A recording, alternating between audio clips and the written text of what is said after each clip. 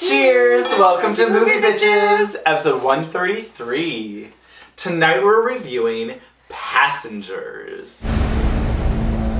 First things first, shout out to our wine sponsor, Wink. Trywink.com/moviebitches. You get $20 off your first month, so give it a try. Passengers is the new sci-fi movie featuring Chris Pratt and Jennifer Lawrence. Mm-hmm. The sacred rock butt scratching Jennifer Lawrence. I didn't hate this movie. I didn't hate this movie. Maybe it's because I was going in expecting it to be a train wreck. Yeah. But I was expecting to love it because it was a train wreck. Well, because it was like, it's at like 13% on Rotten Tomatoes or something. Like, I don't it get had it. some horrible rating on Rotten Tomatoes, so I was like, oh, good, there's going to be some third act garbage, and I'm going to be like, yes! And it was just like kind of normal. Like, the most that I could say about this movie was not that much happened. Like, it was just like, I was really expecting there to be more. Sure, yes. And it was just what it was. But it really wasn't that bad. It wasn't. It's like the single most expensive sci-fi original movie that's maybe ever been produced. I mean, it's kind of schlocky. I thought Chris Pratt did a really good job. He carries the movie because, spoiler alert, the only thing that's really revealed that you don't know in the trailer, essentially, is that they didn't both wake up. He got woken up accidentally and then lost his mind for a year and decided to actively wake her up. And he sees her and is like, oh my god, she's beautiful. I want to spend like the 88 years with her. It's a rom-com in space. It's like the guy did something that he's lying about. Right. You know, when's she going to find out? Oh, she found out, now she's mad, but now they're going to fall back in love through, science accidents. Yeah. I mean, essentially. I mean, it's like a sci-fi romance, whatever. It was much more of a romance than I thought it was going to be. It was. I thought he was really good. I thought she was pretty bad, and then she got better. Well, her character was very shallow and vapid and, basic. Yeah. And he's like, oh my god. I love you. You're so funny. You're such a good writer. And you're I'm like, are no, you? She's not. I think she's really pretty. I'm a journalist. I know people. Yeah.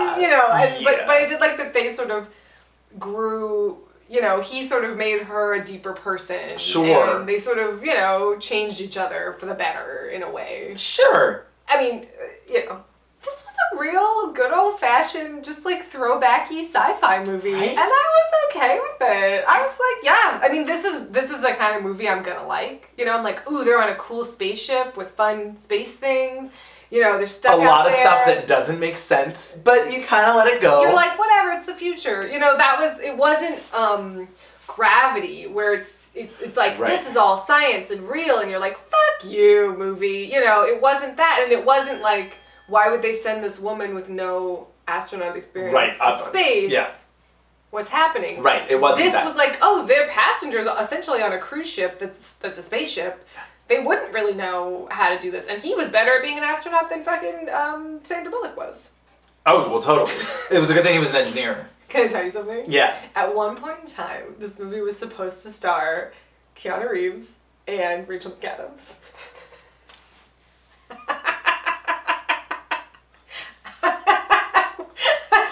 Together? Yes. I feel like that wouldn't work at all. At all? Isn't he 50? I thought he was actually really perfectly cast because he's so charming. He's so charming. And yet he really has gotten to be really fucking hot. Can we talk about the obligatory and completely unnecessary but lovely shower scene where it's just like, and here's his ass, and we were and you're like, ooh, hello. It was a total Will Smith. No curtain. Yep. No reason for this to exist other than that I worked out for a year and a half for this one shot. I will say this on that topic. There was not nearly enough spaceship nudity. There was some. I appreciated that it was like he's alone on the ship. There was like one scene of him just walking around naked. Yeah. But then Michael Sheen is like, oh yeah, those 2 months when you walked around naked. And I was like, yeah, but they didn't show that. I mean, I could have had a little bit more of him polishing his lighthouse. You know what I mean? I mean, I feel like it should have gone there. So they had this whole class system thing where he's in the lower class. He's basically it's like the Titanic. Like, Yeah. he's in the underdecks. Yeah, he's the regular level, right? And so he wants like a cappuccino, and they're like, "Oh, you're not authorized You're for not that." a gold member. Yeah, and he's like, "Fuck you! I'm the only person on this fucking ship. Go fuck yourself." Because like they had that whole scene where they're like, he's like, "Send a message back to Earth," and he sends this message. They're like, "It's very expensive." He's like, "Whatever." Yeah. And they're like, "That'll be $6,000." Yes. I would have loved that it was just like, whatever, I'm gonna buy a fucking cappuccino. And he just has like, racks up a bill of like $8 million or whatever. I wanted there to be a counter of like, them being like, here, your current bill is, and he's like, fuck you guys. And like, exactly, like, I'm never gonna pay for this because I'm gonna be fucking dead by the time that the ship lands. Wait. You know what they shouldn't have done? I didn't need it to be nudity. Yes. But they should have given him like a really nice, big, like, fluffy terry cloth robe. That he just that walks he's around like half shirtless. It's open. like, yeah. Like, here I am in my robe and my slippers, walking around the ship because I own it. Oh, I'm gonna go sit in this movie theater and watch porn? Yeah. Polish my lighthouse? Yes! That's what's His happening. spaceship, he's gonna polish his rocket. Oh, that's I hate weird. it. That's weird. I hate Take it. it back, take it back, take it back. Michael Fassbender could have been in this movie. Ooh. He would have polished his lighthouse. Michael Fassbender, I guess. I mean, he would have been a little old, but it still would have worked. Yeah. Moving on. Yeah. More problems that I have. Okay. Can we talk about her bathing suit for like 25 minutes? First of all, I get it in the beginning, right, when they like haven't hooked up yet. But like, once they've hooked up, wouldn't you just go fucking swimming naked? Yeah. Why would you be like, oh, I'm gonna put on this weird, like, lacy... It was like a pseudo Ursula Andress, you know, like Dr. No. Like, it was trying to be like, oh, are you a Bond girl? With no one actually wears this bathing suit. It was like white, but then mesh. And a zipper. You know, I was like, nah, right. Why are you wearing that? That's gotta be uncomfortable. Why did you pack this? All of her clothes were either mesh or transparent, and I didn't know why. It was a lot. It was a lot of like, ooh, lacy, transparent, like. It was just like, ooh, do I have a bra on? You'll never know. There was a lot of just like, she didn't, but there was a lot of like, maybe I do, maybe I don't. Yeah, I wanted more scenes of them like shopping or doing this or generally being like, fuck you, company, for fucking us over. Exactly, like, fuck you. I also would have liked a little bit more Michael Sheen kind of characters where it's like, like, why wasn't there a hairdresser? Yeah, why wasn't there a robot barber? And why was he the People are going to be on this ship for 4 months, and there's not going to be a barber? I'm sure that there was one, it just was not included. So, like, but that seemed weird to me. And, like, what, I mean, that couldn't be that hard of a scene to add. Yeah. Like, you know. Well, and how come Michael Sheen was the only one that looked like a human? Right. But all the waiter robots looked like robots? Yeah. That was weird. Why didn't they look like like, why wouldn't they have a bottom like Michael Sheen? You know, like where it's like, oh, this is an android, but like their top is like a very waiterly, like, oh, I have an arm with a white napkin. Yeah, that's it. Like a French like mustache or something. I didn't understand why just Michael Sheen was the only one. It was weird. I guess because of convenience. Yeah. A lot of things in this movie were like convenience. Yeah. Like they wanted to have that one like human. I guess maybe because like you interact with a bartender, they wanted to have that interaction. You interact with your hairdresser. Sure, exactly. That would have been a perfect one. So based on the trailer, I kept expecting. I was like, then there's going to be some huge reveal, some conspiracy theory where like they both got woken up on purpose because they have to like start populating the ship and they lost the lottery. And like I was like writing all these stories in my head like, oh, it's going to be really. Oh, it's just that the ship is kind of fucked and then they fix it? Should we talk about how her name is Aurora? Oh my god. So he like is about to go commit suicide via airlock and then it's like, no, I shouldn't. Then he sees her. Jennifer Lawrence. He's like, who is this beauty in this glass-domed sleeping cage? Who's asleep? This sleeping beauty named Aurora. But his kiss didn't wake her up. No, it didn't. Well, no, he did via really fucked up means. And then, okay, well, I will say this though, like props to this movie. Yeah. Because I was like, oh fuck, is he gonna wake her up? Yeah. Oh fuck, he's gonna wake her up. Oh fuck, he woke her up. Yeah. This is so fucked. Yeah. Fuck you, dude. Like, there's no way you can redeem yourself for this. Dude. Even though you're really hot. And then somehow he redeemed himself for it. Chris Pratt is just adorable. It helped that the entire ship was going to die anyway, and so it was like, oh, well, I mean, what harm did it really do? I mean, I knew there had to be some, like, oh, well, if they hadn't both woken up, you know, something... Sure, something they all would have died, or something was going to happen. Yeah. Right. But there was a sort of icky Stockholm, like, we're the only two people. Isn't that convenient? Like, it was... Like, it he was, picked her to be his, like, sexy lady, and was like, ugh. Yeah. But, so speaking of... like, what if she turned out to be a lesbian? Oh my god. I guess that would have been in her file. Maybe. But, like, oops. Right? Like, we'll just be friends.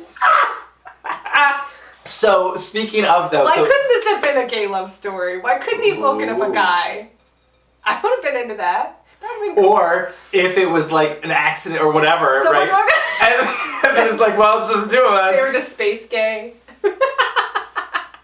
Here's what I want the ending to be. I have some ideas, too. Okay, good.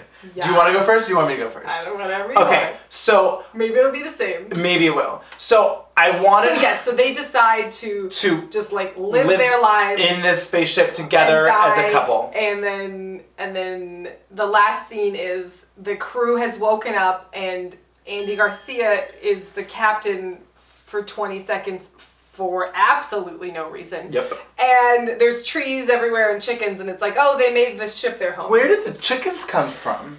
They had like a frozen like yak or something in that. They had like also like hyper right whatever frozen animals. So I guess they had chickens so they could make fresh eggs. Who's cleaning up the coop? That's all I gotta say. So what are your ideas? So here's what I wish had happened. I wish the crew had woken up to this, you know, foresty wonderland. Would you say? Oh. That's what it meant. I guess. That's what it meant. I don't know if it did. That's what it meant. And there were people that were the children. Oh, but then we have like a Noah's Ark situation where the only option is to have sex with their siblings. No, because it's not like they have to populate the world. It's just they had children. Yes. Who are now 40 years old. So they're just like not gonna... They grew up and like lived on this ship, and now they're gonna grow and live in... See, I thought maybe this is more fucked. I was like, I was fully waiting for the crew to wake up and them to find two hugging each other, two sets of bones hugging each other in the infirmary that was the pod where they could have put her to sleep, and in the pod is just like a cryo-frozen baby. Because they were like, oh, it's too selfish, we can't bring a child into the world. It's just like all like in a fetal position, and they're like, can you imagine?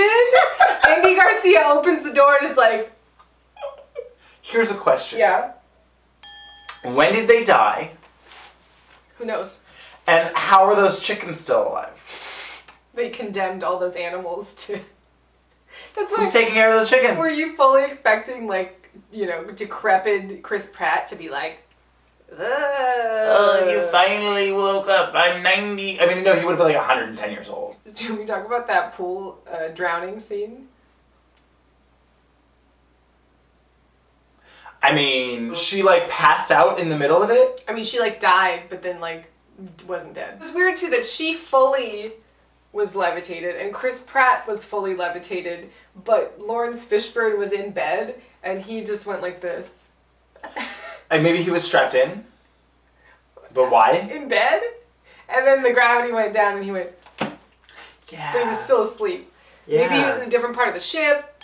It seemed weird. We haven't talked about Lawrence Fishburne, by the way. So, halfway through this movie... 2/3.